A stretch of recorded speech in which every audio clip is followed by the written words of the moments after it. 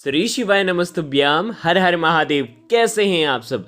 देखिए, हम सभी जानते हैं कि 21 जनवरी को पौष मास के इस पवित्र महीने की अंतिम आखिरी रविवार की पुत्रदा एकादशी है। और रविवार की एकादशी पर बहुत सारे उपाय हम नहीं कर सकते हैं, इसलिए आज के इस वीडियो में हम आपको 3 विशेष उपाय बताएंगे जो कि आप रविवार की इस दुर्लभ एकादशी पर आप कर सकते हैं, ताकि आपकी समस्त मनोकामना परिपूर्ण हो जाए, जीवन के सारे दुख जो हैं वो दूर हो जाए। कष्ट, समस्या जीवन में जो चली आ रही है, जो आपके जीवन को परेशान कर रही है, घर में सुख समृद्धि नहीं है, घर में शांति नहीं है, तो आपको ये विशेष उपाय करना है।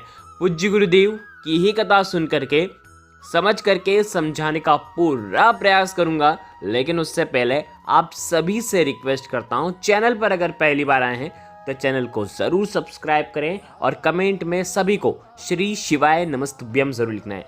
देखिए, आज के इस पूरे वीडियो में हम 3 उपाय के बारे में बात करेंगे, जो कि एकादशी अगर रविवार के दिन आ जाती है तो सबसे ज़्यादा विशेष और ख़ास हो जाते हैं।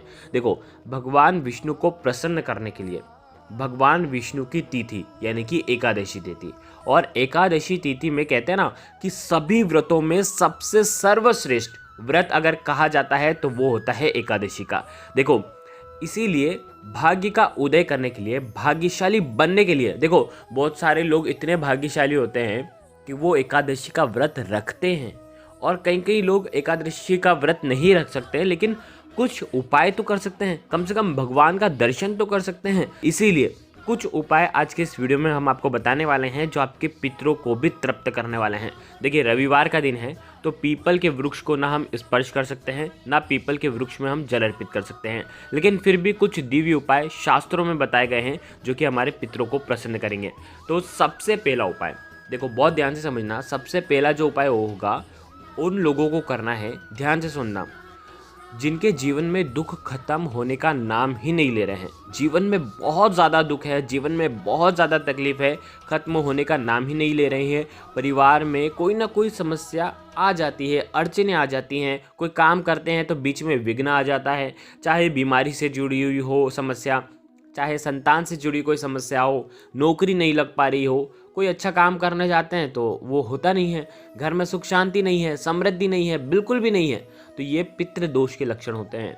तो पितृ दोष के उपाय जो किए जाते हैं, एक तो अमावस्या पर किए जाते हैं, और एक पितृ पक्ष में किए जाते हैं, और साथ ही साथ एकादशी तिथि पर किया जाता है। तो इसीलिए आपको एकादशी पर अपने पितरों को प्रसन्न करने के लिए आपको ये उपाय करना चाहिए। देखिए, एकादशी के दिन आपको क्या करना है, आपके घर के मटके से, अब कई जगह मटका नहीं होता है तो आप आरओ से आप पानी लेना, तांबे के पात्र के अंदर पानी लेना, 1 लोटा जल लेना। ध्यान से सुनना, एकदम ताज़ा जल होना चाहिए, पुराना जल अर्पित नहीं करना है हमको, ये जल बिल्कुल शुद्ध होना चाहिए, ठीक है। 1 लोटा जल ले लिया। अब आपको इस जल के अंदर गंगा जल की कुछ बूंदे आपको डालना है। अब देखो, गंगा जल अगर आपके पास नहीं है तो आप पवित्र नदियों का जल भी डाल सकते हैं। पवित्र नदियों का भी जल नहीं है तो केवल जल आपके पास जो है वो ही रहने दें, ठीक है। साथ में लेना है एक माटी का, एक मिट्टी का, या तो फिर आटे का दीपक बनाओगे ना तो बिना नमक का आटा मढ़ना और आटे का दीपक तैयार कर लेना, और इस दीपक के अंदर आपको गोल बाती का प्रयोग करना है। दीपक के अंदर आपको गोमाता का यानी कि गाय के घी का उपयोग करना है, गाय का घी नहीं हो। अब ये जो उपाय है, एकादशी के दिन यानी कि 21 तारीख को रविवार के दिन सुबह से लेकर के शाम तक जब आपको समय मिले, आप उस समय ये उपाय कर सकते हैं। आपको ये दीपक और ये तांबे के पात्र का जल जो है, आपको आपके घर के पास में जो भी भगवान शिव का मंदिर है वहाँ पर जाना है, और आपको उत्तर दिशा की तरफ मुख करके, बहुत ध्यान से समझना, उत्तर दिशा की तरफ मुख करके, खड़े नहीं होना है, बैठना है, बैठ करके उत्तर दिशा की तरफ मुख होना चाहिए आपका, और 1 लोटा जल जो है वो भगवान शिव के शिवलिंग पर श्री शिवाय नमस्तुभ्यम का जाप करते हुए या ओम नमः शिवाय का जाप करते हुए आपको पूरा जल देवादिदेव महादेव के ऊपर आपको अर्पित करना है। देखिए क्रम से नहीं करना है, यानी कि पहले गणेश जी, कार्तिकेय जी, ऐसा नहीं करना है। पूरा का पूरा जल आपको भगवान शिव के शिवलिंग पर आपको अर्पित कर देना है। जैसे ही आपने अर्पित करा, जल जलाधारी के वहाँ से आएगा तो जो कोना है वहाँ पर आपका हाथ रखना, ठीक है। आपकी जो भी इच्छा है वो आपको बोल देना है, जो भी आपकी मनोकामना है वो आपको बोल देना है। अब आपको वहाँ से उठना है और नंदी जी, भगवान के सामने जो नंदी जी हैं, नंदी जी के वहाँ पर आपको जाना है और नंदी जी के जस्ट पीछे आपको आना है और पीछे से भगवान शिव को निहारना है और आपको 3 बार स्वधा स्वधा स्वधा, 3 बार आपको स्वधा स्वधा स्वधा बोलना है।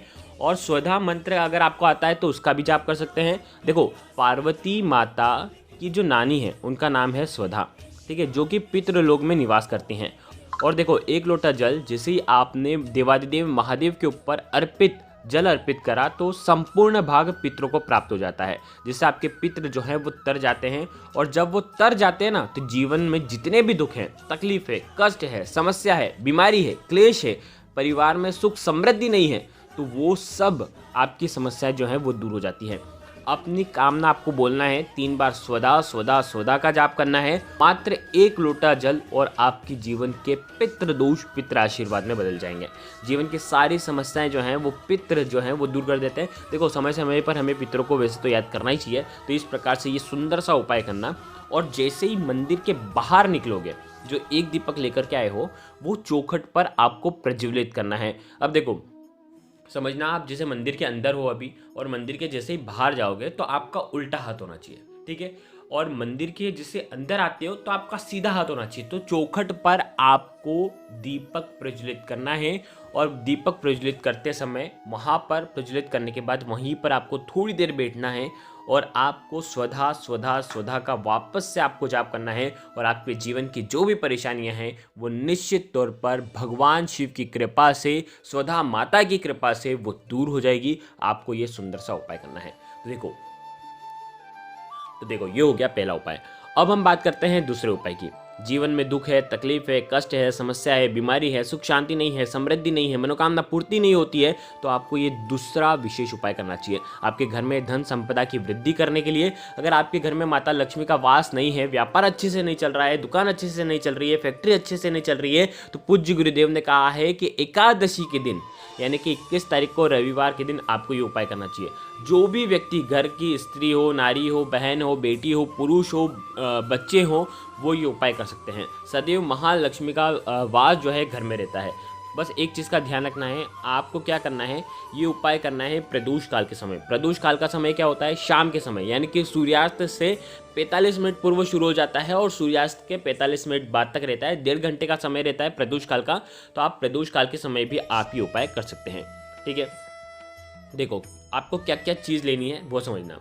एक लंबी बाती का दीपक लेना है। दीपक तैयार करना है, गाय के घी का दीपक होना चाहिए, लंबी बाती होनी चाहिए, ठीक है। दीपक ले लिया।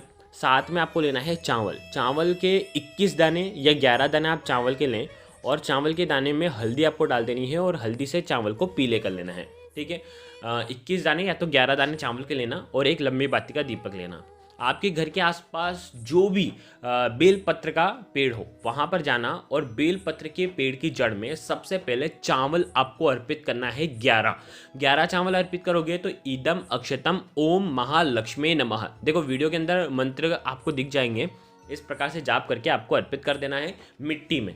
फिर उसी मिट्टी के ऊपर आपको ये दीपक प्रज्वलित करना है और दीपक का जो मुख होगा वो होना चाहिए उत्तर दिशा की तरफ, ठीक है। उत्तर दिशा महालक्ष्मी की दिशा मानी जाती है, कुबेर जी की दिशा मानी जाती है। तो आपको लक्ष्मी जी के नाम से ये दीपक आपको अर्पित कर देना है, ठीक है। वहीं पर बैठ करके ओम महालक्ष्मी नमः, ओम महालक्ष्मी नमः का आप जाप करें 11 बार, 21 बार, जितनी भी बार आपको जाप करना है। और आपको वहाँ की मिट्टी जो है, थोड़ी सी मिट्टी आपको, रज जो है वो आपको लेना है और मिट्टी को आपको थोड़ी सी मिट्टी लेकर के घर पे आना है और जल में आप घर में एक तांबे के पात्र के अंदर जल लें या किसी भी स्टील के पात्र में जल लें और उस जल के अंदर इस मिट्टी को डालें और इस मिट्टी वाले जल से, बेलपत्र की मिट्टी के जल से आपको इस जल का जो छिड़काव है आपके घर में, आपको आपके मुख्य द्वार पर करना है। आप जहाँ कहीं भी धन रखते हैं वहाँ पर आपको करना चाहिए। इस उपाय को करने से आपके घर में जो स्थिर लक्ष्मी का वास नहीं है या कोई या लक्ष्मी जी आपके घर में निवास नहीं कर रही है, तो ये उपाय आपको करना चाहिए। बहुत ही विशेष सा उपाय है जो कि आपके घर में धन समृद्धि को बढ़ाता है। तो ये उपाय भी आप कर सकते हैं। देखिए, अब हम बात करते हैं अंतिम उपाय की, तीसरे उपाय की, जो कि बहुत ही ज़्यादा विशेष है, बहुत ही ज़्यादा खास है। आप जैसे ही, आपको कुछ भी नहीं लेकर के जाना है, अगर आप तांबे के पात्र के अंदर जल लेकर के जाना चाहते हैं तो आप जल भी लेकर के जा सकते हैं। अगर आप कुछ भी नहीं लेकर के जाना चाहते हैं तो आप कुछ भी मत लेकर के जाना, आपको बस भगवान शिव के मंदिर में जाना है। भगवान शिव के मंदिर में जैसे ही जाओगे, आपको सबसे पहले तांबे के पात्र में जो जल लेकर के आए हो, पहले जल अर्पित कर देना। अगर आप जल अर्पित करना सबसे पहले, ठीक है। जल अर्पित करने के बाद आपका जो सीधा हाथ है वो आपको जो शिवलिंग रहता है ना, शिवलिंग का जो जलाधारी के वहाँ से जो जल बह करके नीचे गिरता है, वहाँ पर हाथ रखना और अपने मस्तक पर लगा लेना।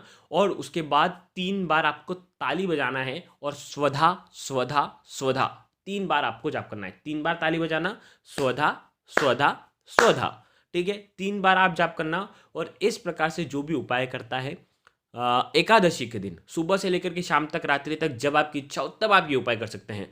उसके घर से पितृदोष दूर होता है, पितृदोष पितृ आशीर्वाद में बदल जाता है। देखो, अगर आप नहीं जा पाते या आप भूल जाते हैं उपाय करना, तो महादेव का मंदिर तो आपके घर के आसपास होगा ही होगा।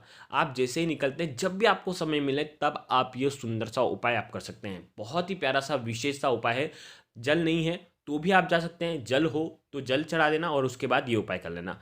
ये उपाय करने मात्र से आपके पितृ भी तृप्त होते हैं। तो आज के इस पूरे वीडियो में हमने 3 विशेष उपाय के बारे में आपको बताया है। अगर आपको कुछ भी चीज़ समझ में ना आए तो कमेंट में एक बार पूछ लेना, गलती नहीं करना है। श्री शिवाय नमस्तुभ्यम। हर हर महादेव।